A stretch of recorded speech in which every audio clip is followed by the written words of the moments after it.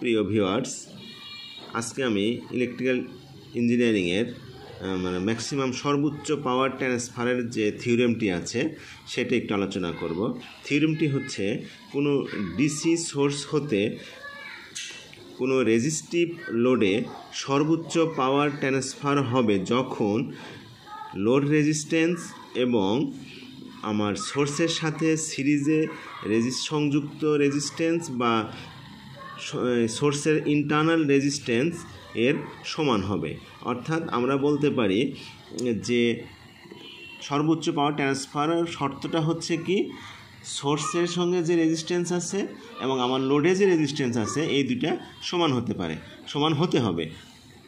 তাহলে আমরা সমীকরণের সাহায্যে বলতে পারি যে আর এল সমান আর এস। আর এলটা হচ্ছে এখানে তোমার লোড রেজিস্ট্যান্স আর আর এসটা হচ্ছে সোর্সের ইন্টারনাল রেজিস্ট্যান্স বা আমরা সংক্ষেপে সোর্স রেজিস্ট্যান্স বলেছি, যেমন চিত্র দিয়ে বোঝানোর চেষ্টা করেছি। এটুকু হচ্ছে যে সোর্স, এই সোর্সের সাথে যে ইন্টারনাল রেজিস্ট্যান্স, আর এই পাশে হচ্ছে আমরা সার্কিটের লোড রেজিস্ট্যান্স। তাহলে এই দুইটা যদি সমান হয় তাহলে এই আইএলটা